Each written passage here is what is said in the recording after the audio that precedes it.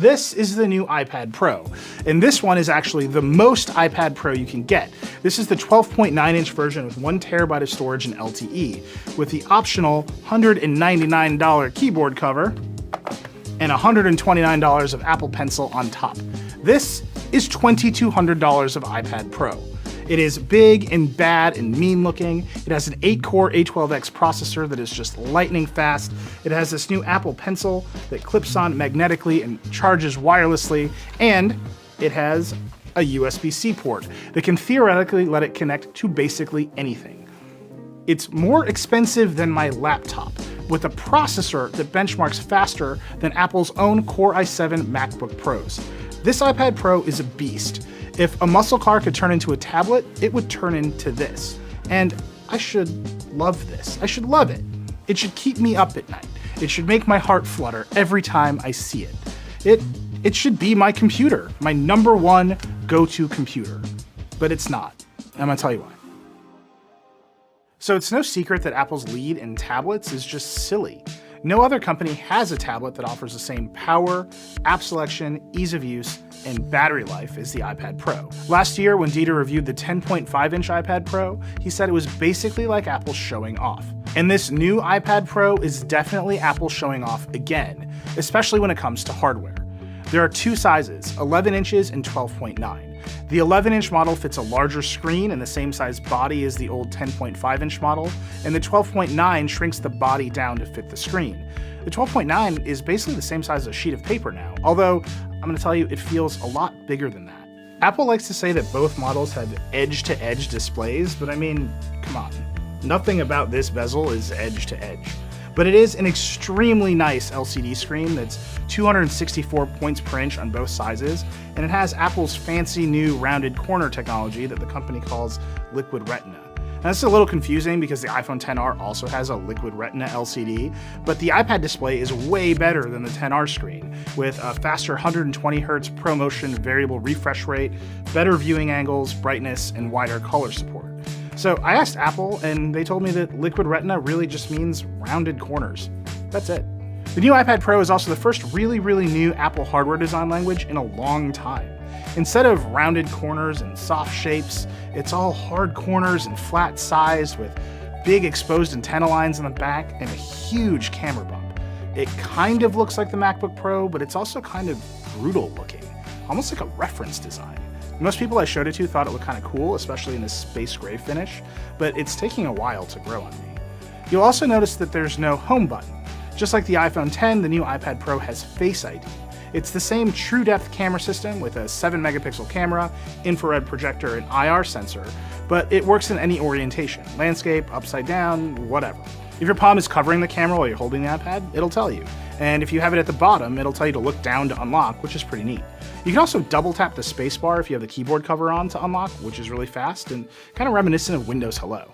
The lack of a home button means that you now navigate the iPad Pro using the same gestures as the iPhone X. So you can tap to wake, swipe up to go home, swipe up a little bit more to open the app launcher, swipe up just a little bit to open the dock, and swipe between apps along the bottom here. Now, this will even preserve your app layout. So if you've got 2 apps on one screen, they'll be right there when you come back. And of course, you can pop over certain apps to get something done quickly if you need to. These new gestures are all pretty intuitive to pick up, especially if you've been using an iPhone X, but there's a lot going on when you swipe up now. And getting the dock and not the app switcher is a lot harder than you would think. You have to take a minute to really dial it in. Apart from screen size, both sides of the iPad Pro are identical internally, with the new 8-core A12X processor, 4 speakers, the smart connector for keyboards on the back instead of the bottom, a 12-megapixel camera with smart HDR, no more headphone jack, and a new USB-C port on the bottom to replace the Lightning connector. I'd normally keep going here, but that USB-C port is really what you all came to see, right? So let's just start plugging stuff in and see what happens. Whoop, whoop, whoop, whoop, whoop, whoop, whoop. So here's the deal. With one huge exception, most everything you'd want to plug into a USB-C port works if you have an app that supports it. We tried a bunch of hubs, an HDMI adapter, a keyboard, a camera, a microphone, even a VGA adapter, and silly USB accessories like this fan. The USB-C ecosystem is not super well developed, but the stupid accessories are definitely out in force. The iPad Pro will charge a phone, it'll charge a Nintendo Switch. We tried some Pro DJ gear, but that didn't work because there's no app support for it, and neither did this cheap HP printer, but honestly, what were you expecting? But the main thing I want to plug into an iPad simply doesn't work: external storage. You can plug as many flash drives or hard drives as you want into this USB-C port, and nothing will happen. They won't show up in your apps, they won't show up in Apple's Files app, nothing. If you plug a camera into the iPad or an SD card from your camera into a card reader, iOS 12 will automatically pop open the camera import screen and let you import photos into your camera roll. That's it. You can't even import photos directly into an app like Lightroom CC. Apple has to be in the middle. Now, I asked Apple about this because I use Lightroom CC all of the time and I don't want to clutter up my camera roll and iCloud storage with huge RAW files. And Apple's big solution is that Adobe wrote a Siri shortcut that imports photos into Lightroom and then automatically deletes them from the camera roll. Which is basically a hack, to be honest. A neat hack that works, sure, but a hack. And this is essentially the story of the iPad Pro, and it's why I can't just use it the way I want to. Either you have to completely understand the limitations of iOS so well that you can make use of these little hacks all over the place to get things done, or you just deal with it and accept the fact that you have to go back to a real computer from time to time because it's just easier. And it's the same all over iOS 12 on the iPad. For the most part, iOS 12 is super fast and fun to use, but there are roadblocks everywhere. This new iPad Pro is faster than my actual laptop, but the mobile version of Safari just isn't a desktop-class browser, so it kicks you out to apps all the time. I don't want to use Apple Mail. I don't. But I can't set Outlook or Gmail to be the default, so I kind of end up in Apple Mail all the time. And I hate to tell you this, but since Apple refuses to support Google's VP9 video codec, there is literally no way to watch YouTube in 4K on this $2,000 tablet. You just can't do it, in the browser or in the app. These kinds of little stumbles just happen when you use an iPad all day. And until now, we've been really forgiving of iPads because we knew Apple was taking its time building up the iPad into a real computer. It was supposed to get there. But you know what? I'm tired of waiting. It's obvious that Apple has a massive processor performance lead, and I desperately want to push this A12X to the limit and use the iPad Pro as my main computer. But over and over again, I can't.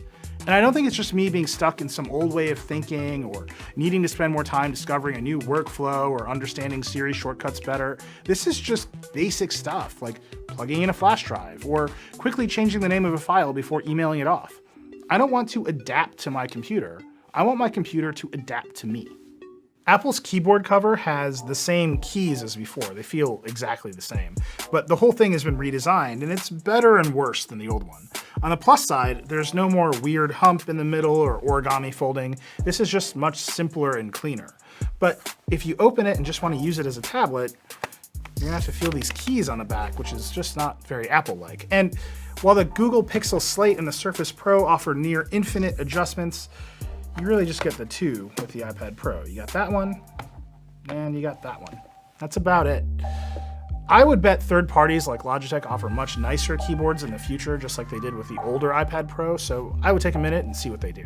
The Apple Pencil has also been redesigned, but I'll be honest, I'm just not that much of an artist. So I gave the iPad Pro to Verge design director William Joel and also to Dami Lee, a Verge tech reporter who also happens to be a published cartoonist, to see what they thought of the new Pencil and what it's like to use the iPad Pro as professional creatives every day. The second generation Apple Pencil is a huge improvement over the old, no matter which way you look at it. The first Apple Pencil was already pretty great specs-wise in terms of pressure sensitivity and palm rejection, so there wasn't much to improve upon there. But the new magnetic charging method just makes so much more sense. It's what the original Pencil should have had instead of this horrible charging situation that required you to take off the cap so you can lose it immediately and plug it into the lightning port so you can accidentally snap your pencil in half. Apple's added a new feature where you can tap the pencil to the screen and it'll wake it up and immediately launch the Notes app, which is pretty useful, but you can't really program it to open any other app like this. There's also a new gesture control feature on the Pencil where you can double tap the sides to switch to an eraser or the last tool that you used, In the upcoming Photoshop for iPad, which launches next year, Apple says you can customize the gesture to other tools like Zoom, but I can't really see myself using this feature. It's hard to get it exactly right, and it's not as natural as just having a button on the side. It's also kind of unfortunate that the new pencil, despite being $30 more expensive than the last $99 pencil, doesn't work with any other iPad besides the new iPad Pro. And alternatively, you can't use your old Apple Pencil with the new iPad Pro, which is kind of a bummer considering Microsoft's newest Surface Pro 6 is compatible with its Surface Pens 3 and up. I know some artists who've always felt that the Apple Pencil is too thin to hold comfortably compared to the thicker Wacom pens or the Surface pens. That hasn't changed with the new pencil, as it's basically the same size and feels about the same as before. There are silicone grips you can buy for the first generation Apple Pencil, but the new magnetic charging process in the second pencil means you'd have to take it off every time you want to charge it. But still, I'd take this new magnetic charging process over the old one any day. The first thing that I noticed using the new iPad Pro is how crazy fast the refresh rate is. I have a iPad mini from early 2018 and it is nowhere like as beautiful to just like swipe. And I could do this for hours. So we wanted to kind of push it and test it a little bit and see like, well, if it's rated like a MacBook Pro, can it work like one? So we were using Adobe Rush editing 4K footage, and surprisingly, it handled working with 4K footage just fine, or at least it did for me. We had no problem making a sequence that is roughly 10 minutes long, and then we exported it and timed it, and it took about as long as it would take on my iMac, which is kind of crazy. So while this is as powerful, or maybe even more powerful than my MacBook Pro, what it lacks are the apps, and that's really important to me. I like to work within Adobe's Creative Cloud, and the apps that it has on here, like Rush and like the beta Photoshop, are nowhere near as strong or powerful as they would be on my MacBook. And for $2,200, having like the baby versions of them isn't really what I want. The good news is that this is definitely powerful enough to use apps like that. And hopefully down the line, maybe we'll get a Cinema 4D or something. But until then, we're just gonna have to wait. Look, if you're the sort of person who might spend over $2,000 on a maxed out iPad Pro, you probably know exactly why you need one, what you're gonna use it for, and whether it's worth it to you. That's great, and you're gonna find the switch to USB-C super convenient, the new Pencil to be much nicer, and the A12X to be a significant performance boost.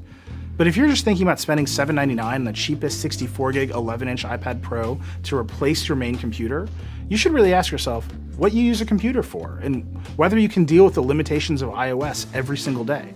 There isn't a single other tablet on the market that can compete with the raw hardware of the iPad Pro, and honestly, there aren't many laptops that can either. But Apple's approach to iOS is holding that hardware back in serious and meaningful ways. And while USB-C makes life with this iPad Pro slightly easier, it still has the same basic capabilities and limitations of last year's iPad Pro. And so just like Dieter said last year, if you know exactly how to get what you want out of iOS and you must have the best thing, the iPad Pro is definitely the best thing. For me, it's all just too frustrating. And while I love using the Pencil to edit photos in Lightroom on this display, the iPad Pro is still just an accessory to my laptop.